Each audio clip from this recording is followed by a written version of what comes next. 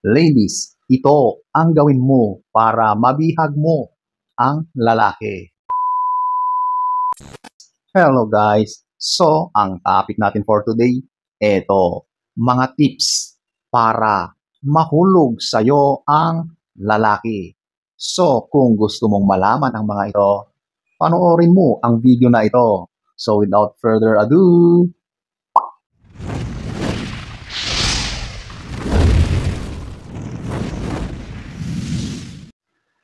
so, eto, ating aalamin ang mga tips na yan.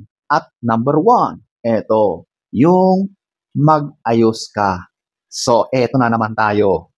Ang mga lalaki ay mga visual na nilalang at napakahalaga yung mismong physical na itsura mo bilang babae para ma-attract ang lalaki sa iyo. Aminin talaga natin na yun at yun talaga ang unang-unang nakikita para ma-attract mapalalaki or babae. Ito yung ating itsura, yung physical na nakikita ng mga mata.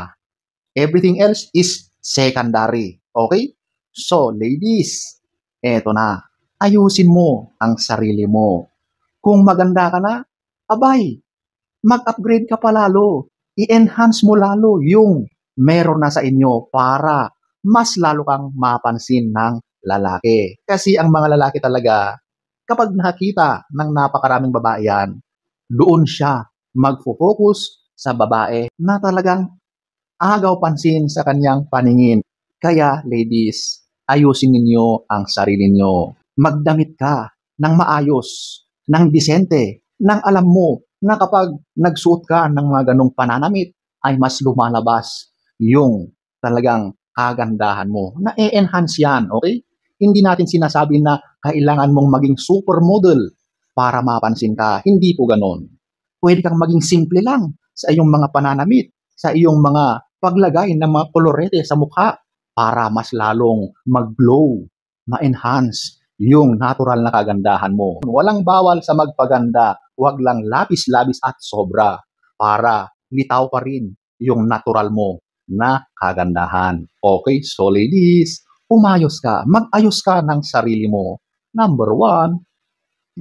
Number 2, ito yung lagi kayong nagkikita. So, mahalaga rin talaga yung proximity. Ano ba yung proximity? Yung lagi kayong magkasama. Alam nyo, kapag araw-araw, lagi-lagi kayong nagkikita, magkasama, nag-uusap, napakataas ng chances na mahuhulog yung lalaki sa iyo. Okay? Totoo yan. Alam mo ba na maraming nabubuong relasyon dahil sa proximity or yung lagi-laging magkasama, lagi-laging nagkikita. Okay? Kasi alam mo, merong certain na nabubuo dyan, di ba? Nade-develop. Kahit sabihin natin na at first sight, at first glance, wala kayong feelings sa bawat isa. Pero kapag lagi-lagi kayong magkasama, sigurado yan, promise, na meron at merong mabubuo dyan. Yung feelings nyo sa bawat isa, kadalasan ay merong nabubuong ugnayan, nabubuong relasyon, nabubuong love. Ganun po yun. So, yan ang dapat mong gawin kapag gusto mong mahulog ang lalaki sa iyo. Dapat na mas marami kayong time sa bawat isa. Mas marami kayong pagkakataon na nagkikita kayo or nag-uusap kayo. Ang lalaki, kapag lagi-lagi kanyang nakikita, ganun nga yun. Naiisip kanya, kapag laging ganun, naku, sigurado yan na mahuhulog yan sa iyo. So, ayan po, ang number 2. Number 3, ito yung maging mabait ka sa kanya.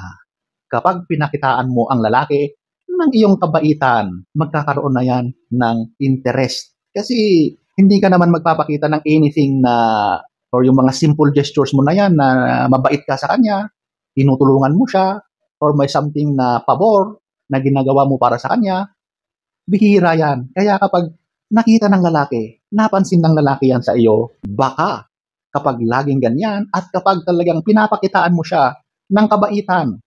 So ang kabaitan kasi, di ba? Ito yung mga pakikitungo mo sa kanya, maganda kang kausap. Basta karamihan ng mga encounters nyo ay maayos at walang hindi magandang nangyayari dahil pinapakitaan mo siya na mabait ka sa kanya, okay? Kapag ganyan ka sa lalaki, sigurado yan, maghintay-hintay ka lang ng panahon, sigurado yan na mahulog sa iyong bitag ang lalaki na yan, okay? So, ayan po ang number 3. Number 4, eto, yung marunong makinig.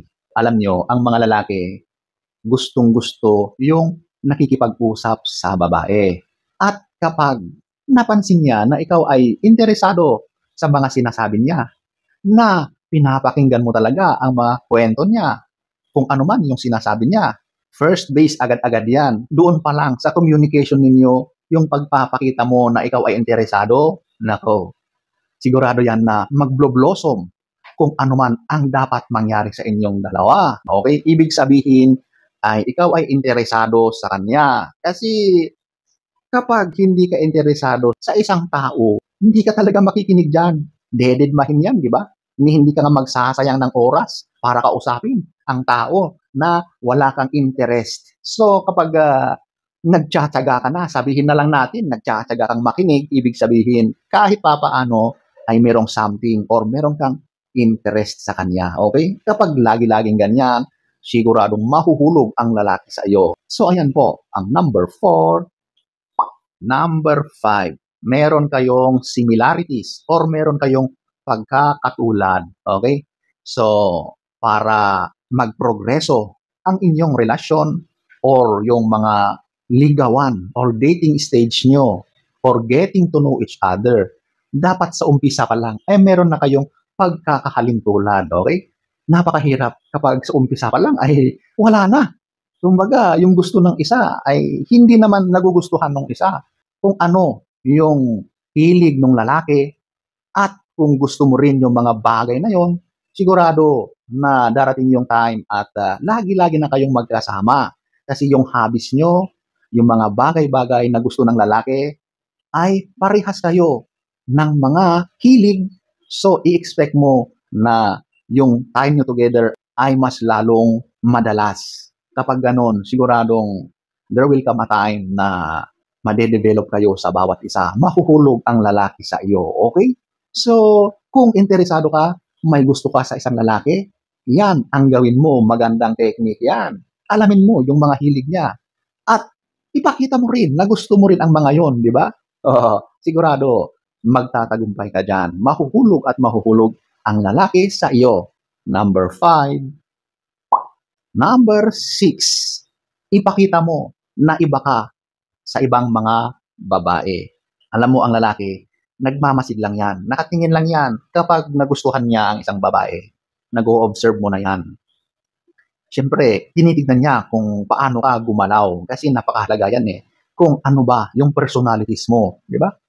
Kung katulad ka ng karamihan ng mga babae, siyempre, karamihan, sunod sa uso. Kung saan yung karamihan, doon sila, nag-iipon-ipon, naggagaya-gayahan. Kumbaga, kung ano yung pormahan ng isa, ganon din yung iba. Kung ano yung ginagawa ng iba, ganon din ang sinusunod ng karamihan. So, nagiging gaya-gaya dahil yun daw ang uso, yun daw ang trend, di ba? Yun daw ang dapat gawin. Pero, hindi po ganon, okay?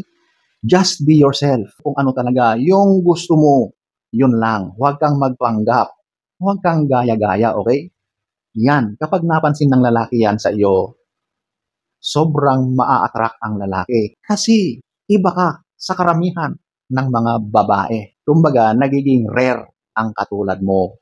Iba ka, di ba? So, kapag ganyan ang personality mo, ganyan yung mindset mo, mas maraming lalaki ang magkakagusto sa'yo, promise. Number 6. Number 7. Siyempre, gusto ng lalaki na tapat ka sa kanya. Ito yung kapag pumasok ka sa isang relasyon, ito talaga yung pinakamahalaga, di ba? Maliban sa mga ibang mga dapat gawin, ito yung mahalaga. Kasi kapag nawala na yung tiwala, broken na ang trust, mahirap nang ibalik yan. Kaya dapat tapat ka sa iyong karelasyon. Kapag papasok ka sa isang relasyon, nakipagjowa ka, siguraduhin mo na loyal ka sa kanya. Lahat naman lalaki or babae, yun talaga ang hinahangad natin. Ganon din sa lalaki. Kapag nakita niya na ikaw ay tapat sa kanya, na hindi mo siya niloloko kahit wala siya, kahit hindi siya nakatingin, yung tiwala niya sa iyo ay buong buo at hindi ka rin gumagawa ng mga bagay-bagay na maaring sisira sa pagsasama nyo or sa relasyon ninyo. Yan talaga ang pundasyon ng isang matibay na relasyon, yung loyalty, yung pagiging tapat. Okay? So, kapag tapat ka talaga, nako, siguradong yung lalaki, ikaw na ang kanyang pipiliin. Mahuhulog yan sa bitag mo. Promise. Number 7. So, ayan po ang ilan sa mga tips na maaari mong gawin para mahulog ang lalaki sa'yo. So, sana ay nagustuhan nyo ang ating topic for today. Next story time. Don't forget to subscribe.